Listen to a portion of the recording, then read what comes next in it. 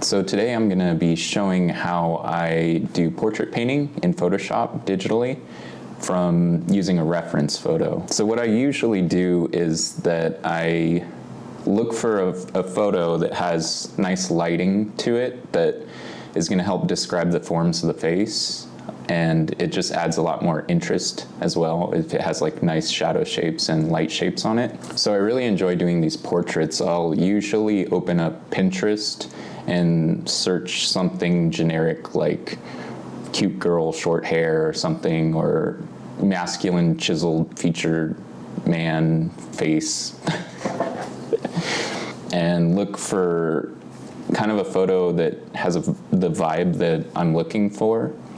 For this one, I wanted it to be like bright and sunny and colorful. So I found a photo that I kind of liked, and then I clicked on that. And the nice thing about Pinterest is that it shows you related photos. So you can kind of narrow in on what your subject's gonna be. And for this portrait, I picked this photo here, which is, it's nice. It has what I was looking for. The bright sunny day, the interesting colors. I really liked her red hair, and I wanted to take a crack at rendering that myself and painting that in. So that was kind of the thought process of picking the reference photo that I wanted to use. So let's get started in the process. Okay, so here I have the reference pulled up on screen with my canvas ready to go on the right side. Usually I'll have the reference on another monitor, but I thought it would make it easier to show it on the same monitor so you could see it while I'm working. So starting out, I want to work on a gray canvas so I don't have this bright white staring me in the face. It also helps with the color later on. And then I always put the circle down for the head. I don't know if it helps a lot. It just kind of gets bearings on where the head's going to be on the canvas. And I'm putting in lines for the eyes, the brow, the nose, and the bottom of the lip. And, starting to carve in the features, some of the planes, the three-dimensionality of it. This is sped up at 10 times speed. So I think it took me about 3 hours. So it's condensed down to about 15 minutes here. I use the lasso a lot to move the features around. Just instead of redrawing it, I can just like squeeze it or move it. So you can see it's detailed, but not too detailed. I'm trying to get the big shapes, the three-dimensionality of it. And I'm also drawing in where the shadow is on the face. So I work on the features first. I really should have blocked in the whole head, but sometimes I'll work the features before I get the rest of it in. Yeah, see, just moving things around, adjusting it. I'm constantly looking at the reference photo, trying to get the relationships between the parts correct.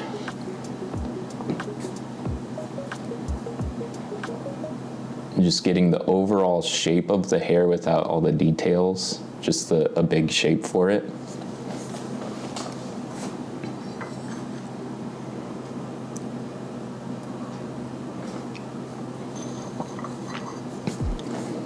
I still haven't done the back of the hair, which in retrospect, would have been good to do first, and the rest of the body. There's the shape of the shirt that I'm trying to look at it as like a flat shape. And then how does the shoulder relate to the hair? And it's okay to just put something down there, and then you can change it afterwards.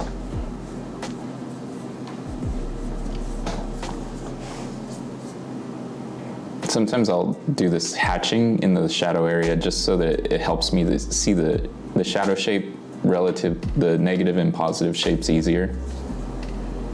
Now I'm starting to get the rest of the shape of the head. I'll end up changing that later, but for now it's good to see the relationships. With the sunglasses, it's a little tricky because it's tilting away, it's at an angle and tilting away from us, so you have to think of the perspective of the diagonal, the line of it. I thought of it as like a box. Okay, so I think it's pretty much done with the drawing portion of it. So now I just put in the sky, just a rough color of the sky. It doesn't matter too much. And I start blocking in a mid-tone for the skin and for the hair, and then later on and then soon for the shirt. I'm just putting in the overall mid-tone color for that area, and then I'll work the lights and shadows into that. Yeah, there I just lassoed it in. It's just a flat color. So now I can start putting in the shadows with, again, kind of a warm, darker color. And then I can adjust the color temperature, cooler or warmer afterwards, but the same with the blocking in of the overall skin. It's just the blocking in of the shadows now. The shadows of the face, there's the shadow of the hair, and I'm always looking for kind of, if you were to mix all the shadows together and get one color, and then I just use that as my shadow. So there's a clear value separation between the light and the dark. The shirt doesn't really have any, as you can see in the reference. It's not, there's hardly any shadow on it at all, so I could just leave that. So now I'm going into the mid-tones of the light area, and I don't want any of the mid-tones to be darker than darker than the shadow area. And there's not too much modeling in the light of her face, so it's kind of subtle, but I'll be working into that more as I start to render it more. Here I'm putting some texture into the hair. I can put more in later. The local value, or the local color of the lips, I'm putting those in because they are quite striking in the reference.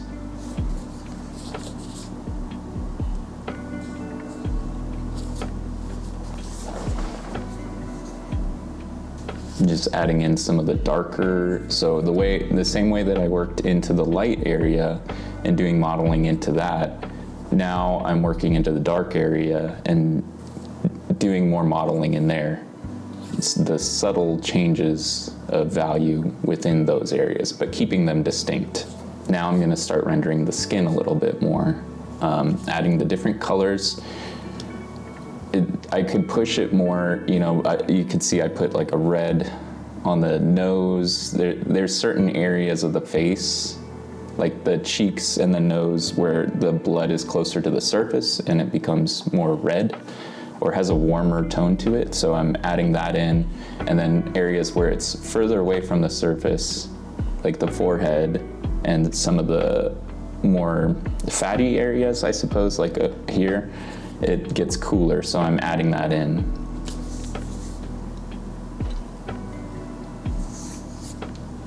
Now I'm starting to put in just the flat stripes of the plaid.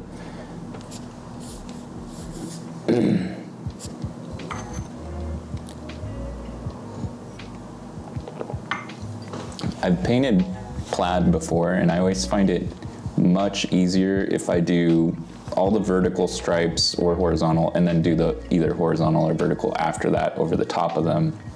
And then because they're on separate layers, I can actually lock that layer and then just paint, the dark intersections. So here I'm refining them. The nice thing about this plaid too, which I really liked about the reference photo, is that because there's no shadow, the shirt could look very flat, but because the plaid stripes are conforming to the form of the shirt, it's actually adding three-dimensionality to it, despite it being just a flat color, which is kind of cool. I like that. It also contrasts with the face, so it makes the face look more three-dimensional, the flatness of the shirt. So I'm turning the lines off and on because I know they're not going to be in the finished painting. and I want to see what it's starting to look like if they weren't there. But because I'm still refining the shapes and the painting itself, I just lower the opacity of it down to around 30%. And then I can still see it, but it's not interfering so much. So I can still paint underneath the lines, but they're not getting in the way. Now I'm starting to think more of the edges and the hard and soft edges.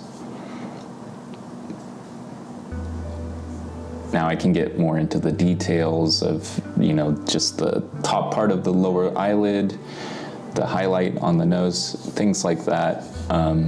It's starting to get towards the end, so it's more of there's a lot of refining at the end, but if everything is placed well, I don't have to worry so much about changing anything. I'm just softening and hardening edges, adding color variations.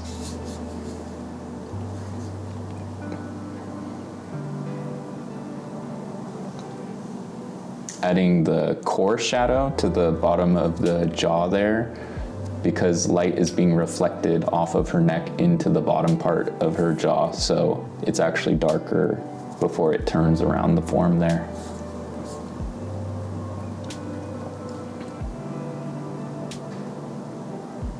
And starting to sculpt the hair a little bit more too. So now I'm kind of working all over the place, like creating more, breaking up the hair into more of a texture, like that looks more realistic like hair, and also working back into the face, kind of jumping around a lot. As you can see, I took the lines off, and it's like really messy looking without the lines. They were kind of holding a lot of the form together, so now I'm gonna have to go in and refine it even more without the lines. But it's not too bad, it's almost there. It's just like some of the edges need to be worked on. I might turn the lines on. I think I turned the lines on there to see the shape of the nose, because it's quite a complex three-dimensional structure, so I wanted to make sure that everything's in the right place. A small mistake can look really bad. As you noticed, I'm not color picking the photo, because a lot of doing this portrait is learning to see color and seeing the relationships between color. So, here's where I fixed the hair back there. I noticed that the back of the head was a little too short. I didn't see that when I was drawing, but I noticed it as I was working, so I made it a little bit bigger by just duplicating it and sliding it back underneath the layer.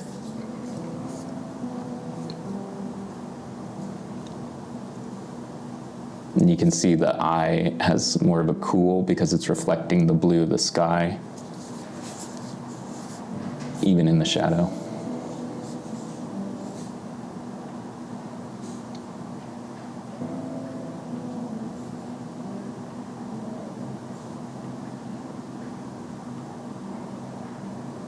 I could probably exaggerate a lot of the colors of the face if I needed to.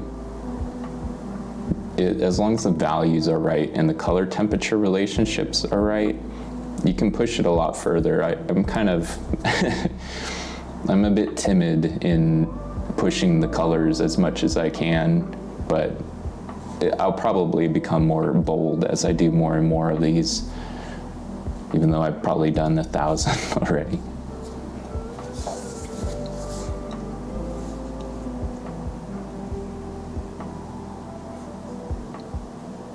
Yeah, the hair was tricky because I can see there's like parts that are more red and parts that are more of a desaturated and yellow. So I was trying to get some of that redness in those very saturated red areas, but I didn't want it to look splotchy. I also wanted it to have the texture of hair, so I have a brush that kind of has like a rake texture to it, so I could add texture to the hair. I added a little bit of shadow that wasn't there in the reference just to give form to the shoulder and to also create like a plane change where the collar comes up.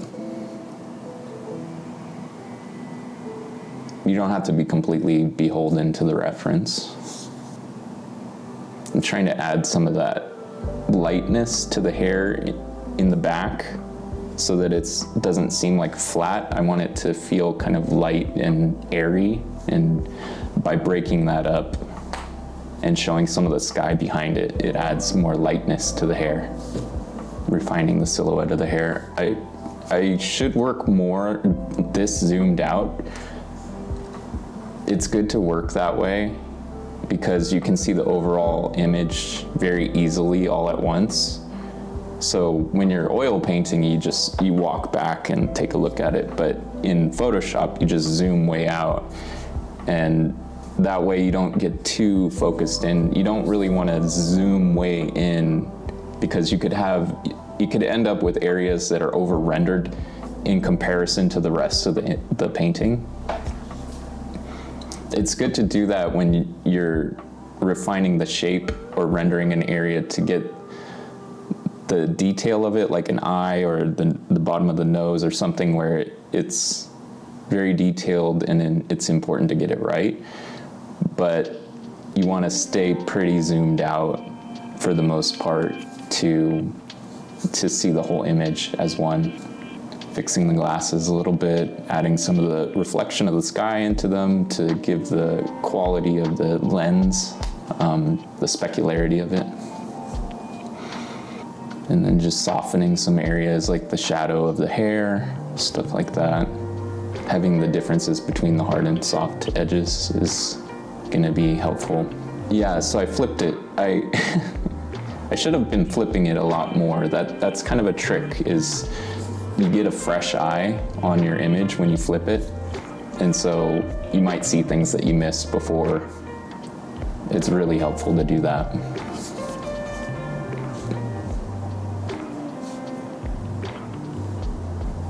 I worked on the hair a lot. The hair was tricky.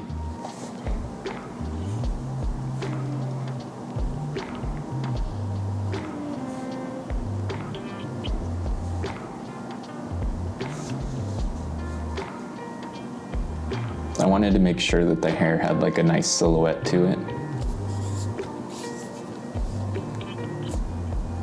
The overall shape, because that's going to be the first read.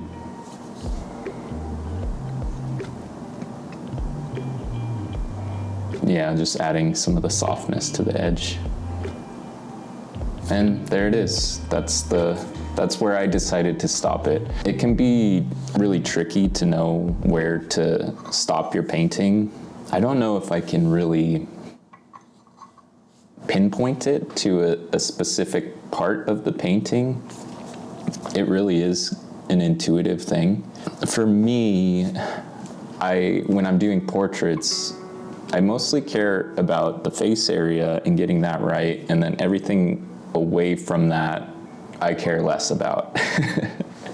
I don't care if the sunglasses are perfect. As you can see, they're very loose, but it's not as important. The hair was pretty important. It's a key feature. It's contrasting with the blue of the sky, and I really wanted to get that right.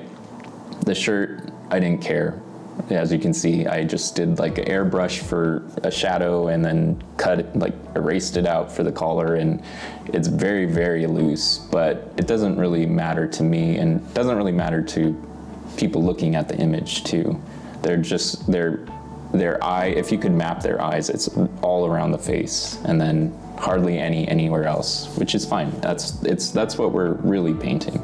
Once I was satisfied enough, like I said, I spent 3 hours on this, which is, I guess I'm slow. I don't know. I can't help it. I thought that it got to a point where I was happy with what I had, and I knew that if I were to work on it more, I would just be refining to such a minute level of detail that it wouldn't really be adding much to the painting. It would be diminishing returns on my time to continue working on this. Maybe I could make the hair a little bit nicer. Some of the edges, some of the textures and colors in it could have been a little nicer, but it's not gonna have as much impression or as much of a difference on the impression of the painting at that point. So yeah, like I said, it's an intuitive thing to know when it's gotten to that point, but it was a complete painting. It's not super duper rendered. I like it at this style. Differences in edges and color temperatures and hue shifts and the values seem to be where they need to be. And then, yeah, I can call it a day from there. So I hope you learned something from this painting. If you want to watch how I do figure drawing, I have my full process very similar to this one, where I talk about what I'm thinking and what I'm doing as I'm drawing. You can watch the video here and follow along with me and learn my process for figure drawing, where I talk about the tools and the thought process along with the video.